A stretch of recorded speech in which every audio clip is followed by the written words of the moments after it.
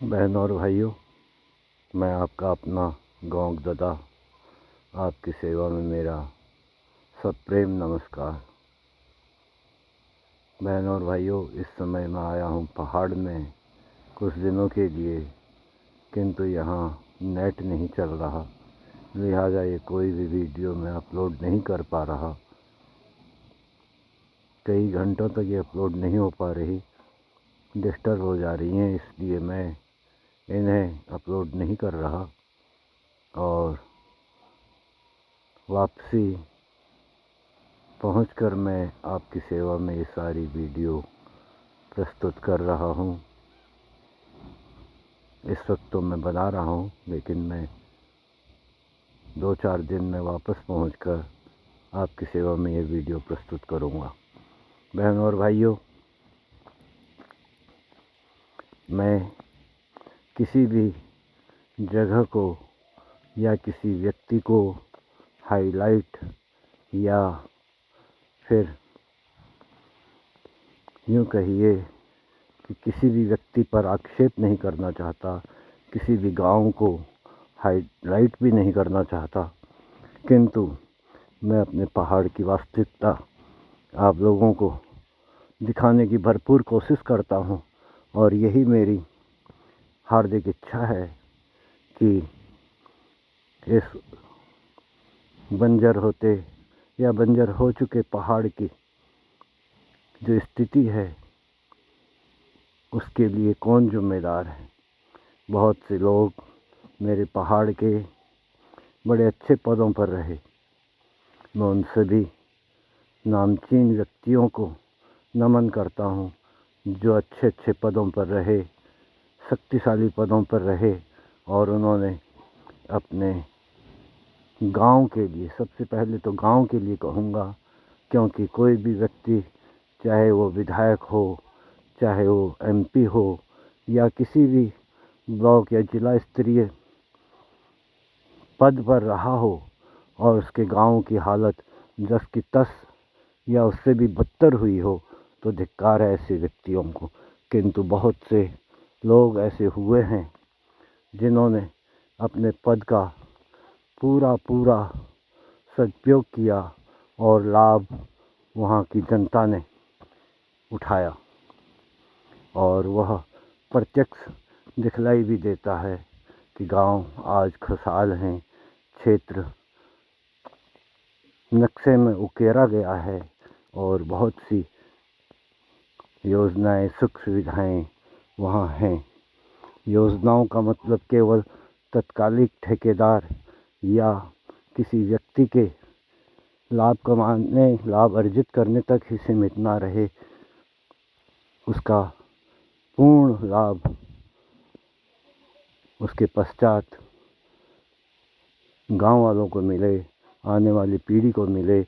यह पहाड़ संवरे, सजे और उन्नति करे, तभी इन नामचीन व्यक्तियों का सदुपयोग कहा जा सकता है या इनका नाम लिया जा सकता है।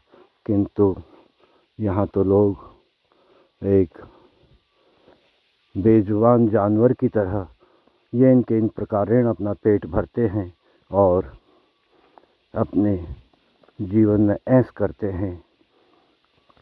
जिस प्रकार हिंसक पशु, तेंदुआ, बाघ बड़े ऐश से अपने शिकार को दबोचते हैं, खाते हैं और अपना जीवन व्यतीत करते हैं और इस दुनिया से चले जाते हैं, उसी प्रकार यह शक्तिशाली लोग भी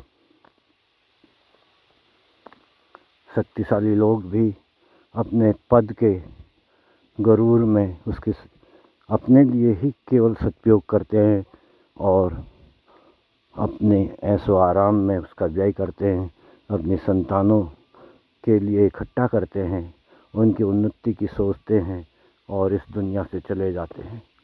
किंतु यही मानव जीवन का ध्येय नहीं है। आप देखिए, एक मेरे गांव या मेरे क्षेत्र की बात नहीं है, जहां तक नज़र जाती है पहाड़ों में आज खेती, जिस खेती से पीढ़ियों से हमारी दरगुजर, हमारा पालन पोषण हुआ, आज वो खेती बंजर है। पहाड़ बंजर हैं तो उसका कोई तो कारण होगा। अन्यथा उत्तराखंड में पंतनगर यूनिवर्सिटी जैसी, विवेकानंद कृषि अनुसंधान केंद्र जैसा और IIM काशीपुर जैसे एक नहीं अनेकों संस्थान, वन अनुसंधान शाला देहरादून और इत्यादि इत्यादि जिनसे शायद मैं अनभिज्ञ हूँ, कई ऐसी राष्ट्रीय और अंतर्राष्ट्रीय स्तर के संस्थान कार्यरत हैं। क्या उसका लाभ पहाड़ को मिल पा रहा है या नहीं, ये भी आप ही के विचारणीय विषय है। आप और हम जागें, जाग के आगे बढ़ें, अपने जनप्रतिनिधियों से सवाल करने की हिम्मत जुटाएं और अपने विकास के लिए उन्हें योजनाएं बताएं और उस पर काम करवाएं। तभी हमारा जीवन भी साथ सफल होगा और हम उत्तरोत्तर विकास की ओर बढ़ेंगे। जहाँ तक नज़र जाती है पहाड़ में सारे खेत बंजर हैं। क्या नहीं हो सकता यहाँ पर? एक चीज़ नहीं हो सकती, दूसरी चीज़ करें, दूसरी नहीं हो सकती, तीसरी करें। अनुसंधान संस्थान हैं, वह यहाँ के लिए रिसर्च करें, अनुसंधान करें कि कहाँ क्या चीज़ हो सकती है और उसका प्रयोग गांव में करें, ग्रामीणों को प्रेरणा दें, उसके डिमोन्स्ट्रेशन करें, प्रदर्शन करके दिखाएं, उसकी उत्पादकता दिखाएं, उसका भविष्य दिखाएं, उसकी विपणन की व्यवस्था करें। तो क्यों नहीं इस पहाड़ में कुछ हो सकता है। इतना सुंदर मेरा पहाड़, चारों तरफ हरियाली, किंतु ये सब बेकार। इस निर्जन हरियाली का कोई अस्तित्व नहीं होता। जन जीवन से ही हरियाली का भी मूल्य बढ़ता है। निर्जनता तो किसी को भी नहीं भाती। अगर जंगल है, हरियाली है और उसमें जीव जंतु नहीं है तो उसका कोई फ़ायदा नहीं। यहाँ हरियाली भी है, जीव जंतु हैं, लेकिन जो कभी आज से 30 साल पहले या 25 साल पहले उत्तराखंड राज्य बनने से पहले जो गांव आबाद थे, आज वह जनशून्य से हो गए हैं या जनशून्यता की ओर उत्तरोत्तर बढ़ रहे हैं। बहुत से गांव ऐसे हैं जो आने वाले 10 सालों में जनशून्य हो जाएंगे और सरकार भूतहा ग्राम घोषित कर अपने कर्तव्य की इतिश्री कर देगी। करोड़ों रुपए का व्यय हमारी चुनाव प्रणाली पर और हमारे जनप्रतिनिधियों पर, हमारे टैक्स के पैसे से उत्तराखंड सरकार उठाती है, किंतु मैं ये भी नहीं मानता कि विकास नहीं हुआ। विकास हुआ, किंतु बहुत कम उपयोग उसका हो पा रहा है। बहुत सी योजनाएं तो ऐसी हैं जो केवल तत्कालिक लाभ के लिए बनाई जाती हैं, ग्रामीणों या जनप्रतिनिधियों द्वारा केवल सरकारी खजाने से कोष को अपने नाम कर लेने या हथिया लेने के लिए ही उसका उपयोग किया जाता है।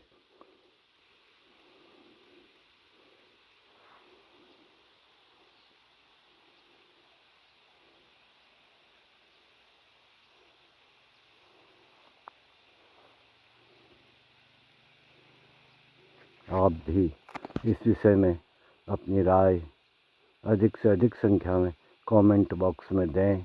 जिस भाई ने इस चैनल को शेयर नहीं किया है, कृपया शेयर करें। आपका इससे कोई नुकसान नहीं होगा और मैं उत्तरोत्तर आपको इस प्रकार की समस्याओं से पहाड़ की और अवगत कराने की कोशिश करता रहूँगा। बहुत बहुत धन्यवाद।